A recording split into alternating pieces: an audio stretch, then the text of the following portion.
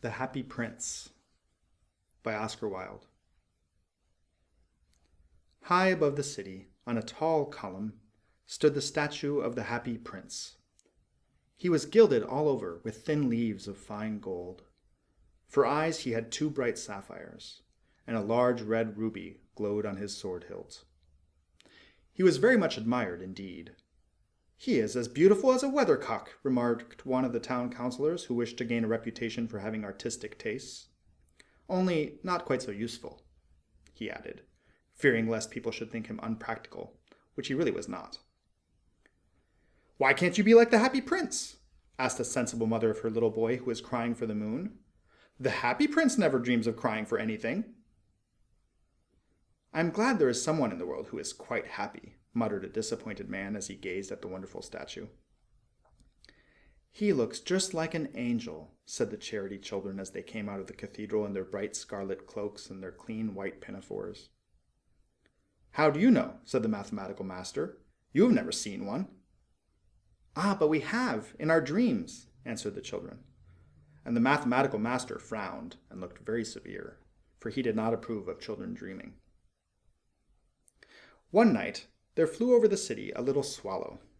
His friends had gone away to Egypt 6 weeks before, but he had stayed behind, for he was in love with the most beautiful reed.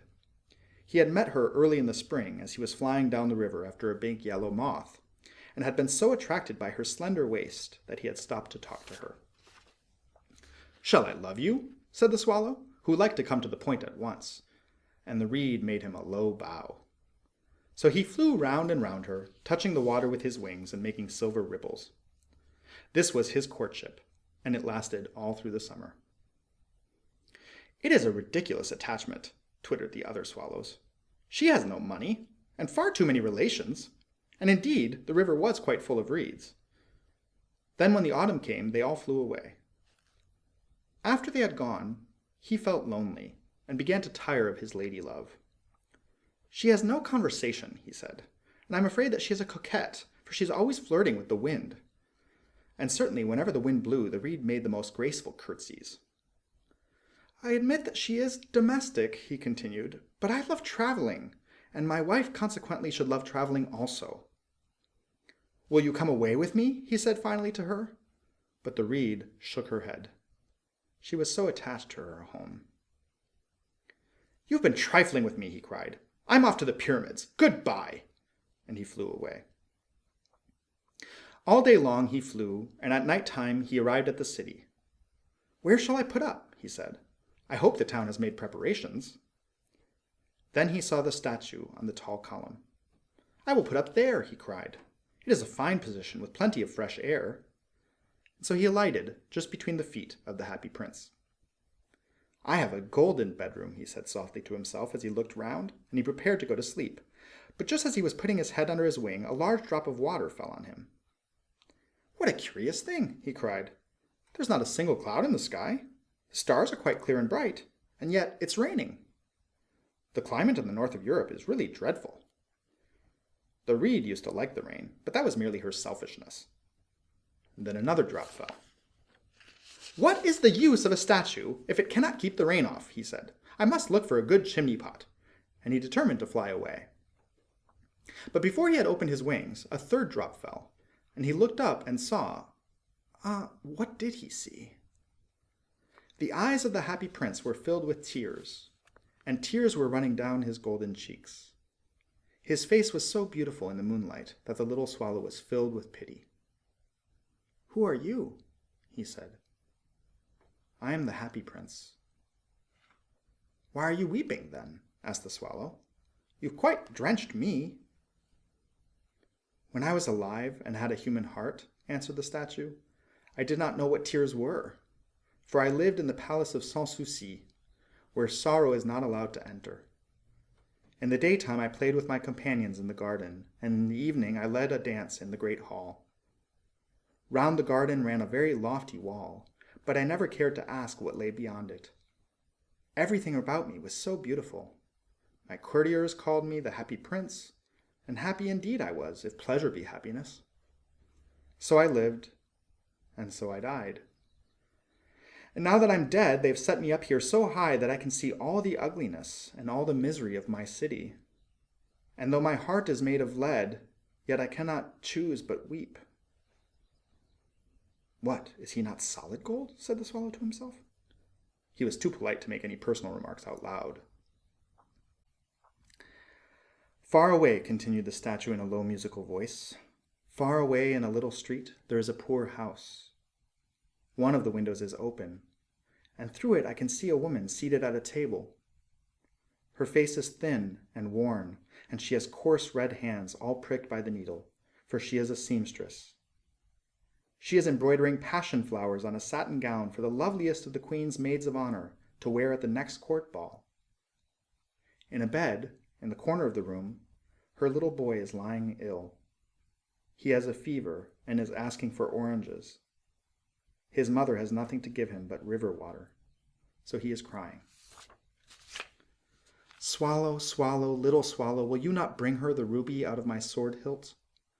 My feet are fastened to this pedestal, and I cannot move." "I'm waited for in Egypt," said the swallow. "My friends are flying up and down the Nile and talking to the large lotus flowers. Soon they will go to sleep in the tomb of the great king. The king is there himself in his painted coffin. He's wrapped in yellow linen and embalmed with spices. Round his neck is a chain of pale green jade, and his hands are like withered leaves."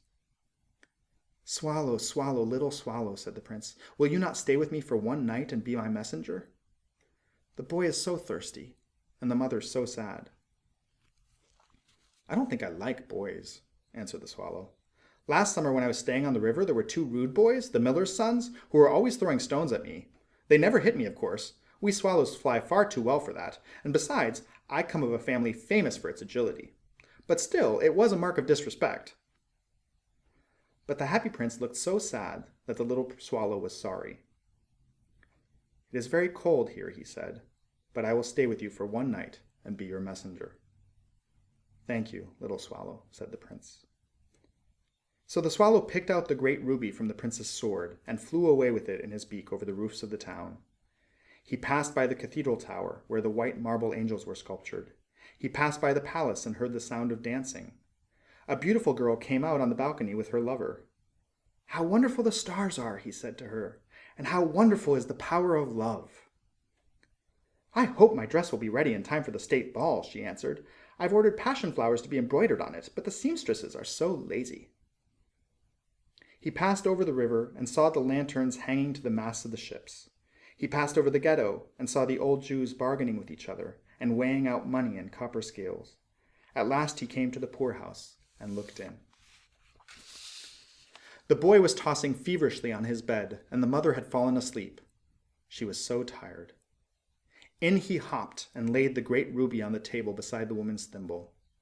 Then he flew gently round the bed, fanning the boy's forehead with his wings. "How cool I feel," said the boy. "I must be getting better." And he sank into a delicious slumber. Then the swallow flew back to the happy prince and told him what he had done. "It is curious," he remarked, "but I feel quite warm now, although it's so cold." "That is because you've done a good action," said the prince. And the little swallow began to think, and then he fell asleep. Thinking always made him sleepy. When day broke, he flew down to the river and had a bath. "What a remarkable phenomenon," said the professor of ornithology as he was passing over the bridge. "A swallow in winter!" And he wrote a long letter about it to the local newspaper. Everyone quoted it. It was full of so many words that they could not understand. "Tonight I go to Egypt," said the swallow, and he was in high spirits at the prospect. He visited all the public monuments and sat a long time on top of the church steeple. Wherever he went, the sparrows chirped and said to each other, "What a distinguished stranger." So he enjoyed himself very much. When the moon rose, he flew back to the happy prince. "Have you any commissions for Egypt?" he cried. "I'm just starting." "Swallow, swallow, little swallow," said the prince, "will you not stay with me one night longer?" "I'm waited for in Egypt," answered the swallow. "Tomorrow my friends will fly up the second cataract. The river horse couches there among the bulrushes, and on a great granite throne sits the god Memnon. All night long he watches the stars, and when the morning star rises, he utters one cry of joy, and then he's silent. At noon the yellow lions come down to the water's edge to drink. They have eyes like green barrels, and their roar is louder than the roar of the cataract. Swallow, swallow, little swallow, said the prince. Far away across the city I see a young man in a garret. He is leaning over a desk covered with papers, and in a tumbler by his side there is a bunch of withered violets. His hair is brown and crisp, and his lips are red as a pomegranate, and he has large and dreamy eyes. He is trying to finish a play for the director of the theater, but he's too cold to write any more. There's no fire in the grate, and hunger has made him faint. I will wait with you one night longer, said the swallow, who really had a good heart. Shall I take him another ruby?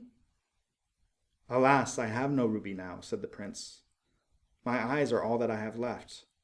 They are made of rare sapphires, which were brought out of India 1,000 years ago. Pluck out one of them, and take it to him. He will sell it to the jeweler and buy food and firewood, and finish his play. Dear prince, said the swallow, I cannot do that. And he began to weep. Swallow, swallow, little swallow, said the prince, do as I command you. So the swallow plucked out the prince's eye and flew away to the student's garret. It was easy enough to get in, as there was a hole in the roof. Through this he darted and came into the room. The young man had his head buried in his hands, so he did not hear the flutter of the bird's wings, and when he looked up he found the beautiful sapphire lying on the withered violets. I'm beginning to be appreciated, he cried. This is from some great admirer. Now I can finish my play. And he looked quite happy. The next day the swallow flew down to the harbor. He sat on the mast of a large vessel and watched the sailors hauling big chests out of the hold with ropes. Heave ahoy! They shouted as each chest came up. I'm going to Egypt! Cried the swallow. But nobody minded, and when the moon rose he flew back to the happy prince. I'm come to bid you goodbye, he cried. Swallow, swallow, little swallow, said the prince, will you not stay with me one night longer? It is winter, answered the swallow, and the chill snow will soon be here. In Egypt the sun is warm on the green palm trees, and the crocodiles lie in the mud and look lazily about them.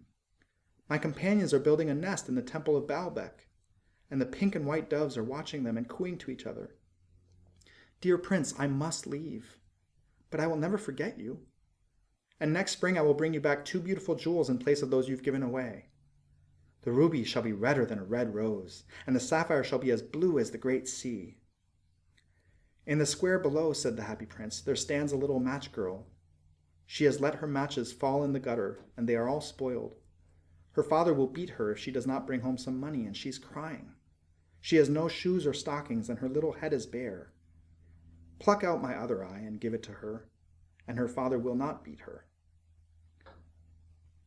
I will stay with you one night longer, said the swallow, but I cannot pluck out your other eye. You would be quite blind then.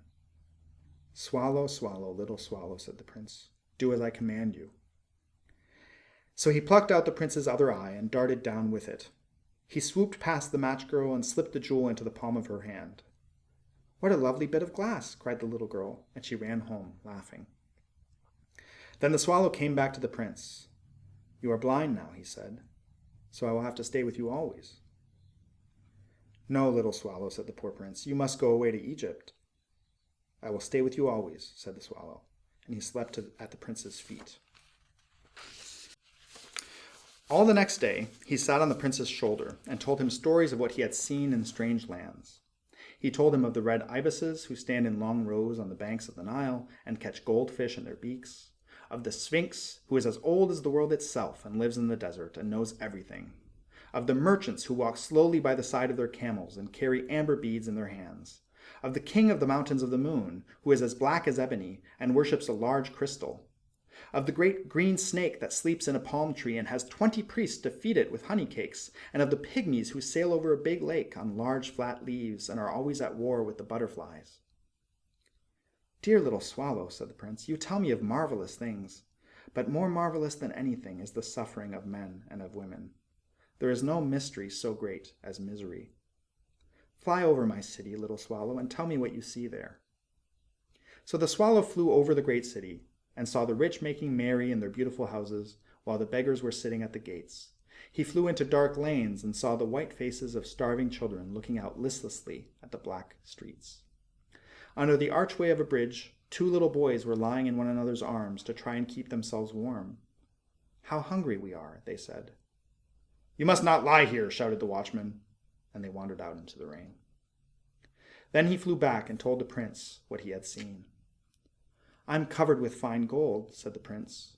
"You must take it off, leaf by leaf, and give it to my poor. The living always think that gold can make them happy." Leaf after leaf of the fine gold the swallow picked off, till the happy prince looked quite dull and gray. Leaf after leaf of the fine gold he brought to the poor, and the children's faces grew rosier, and they laughed and played games in the street. "We have bread now," they cried. Then the snow came, and after the snow came the frost. The streets looked as if they were made of silver, they were so bright and glistening. Long icicles like crystal daggers hung down from the eaves of the houses. Everybody went about in furs, and the little boys wore scarlet caps and skated on the ice. The poor little swallow grew colder and colder, but he would not leave the prince. He loved him too well. He picked up crumbs outside the baker's door when the baker was not looking, and tried to keep himself warm by flapping his wings. But at last he knew that he was going to die. He had just strength to fly up to the prince's shoulder once more. "Goodbye, dear prince," he murmured. "Will you let me kiss your hand?" "I'm glad that you're going to Egypt at last, little swallow," said the prince. "You have stayed too long here. But you must kiss me on the lips, for I love you." "It is not to Egypt that I'm going," said the swallow. "I am going to the house of Death. Death is the brother of Sleep, is he not?" And he kissed the happy prince on the lips, and fell down dead at his feet. At that moment a curious crack sounded inside the statue, as if something was broken. The fact is that the leaden heart had snapped right in two. It certainly was a dreadfully hard frost. Early the next morning, the mayor was walking in the square below in company with the town councillors. As they passed the column, he looked up at the statue. "Dear me! How shabby the happy prince looks," he said. "How shabby indeed!" cried the town councillors, who always agreed with the mayor, and they went up to look at it. "The ruby has fallen out of his sword, his eyes are gone, and he's golden no longer," said the mayor in fact. "He's little better than a beggar." "Little better than a beggar," said the town councillors. "And here is actually a dead bird at his feet," continued the mayor. "We must really issue a proclamation that birds are not to be allowed to die here." And the town clerk made a note of the suggestion. So they pulled down the statue of the happy prince. "As he is no longer beautiful, he is no longer useful," said the art professor at the university. And then they melted the statue in a furnace, and the mayor held a meeting of the corporation to decide what was to be done with the metal. "We must have another statue, of course," he said, "and it shall be a statue of myself." "Of myself," said each of the town councillors, and then they quarreled. When I last heard of them, they were quarreling still. "What a strange thing," said the overseer of the workmen at the foundry. "This broken lead heart will not melt in the furnace. We must throw it away." And so they threw it on a dust heap where the dead swallow was also lying. "Bring me the 2 most precious things in the city," said God to one of his angels. And the angel brought him the leaden heart and the dead bird. "You have rightly chosen," said God, "for in my garden of paradise this little bird shall sing forevermore, and in my city of gold the happy prince shall praise me."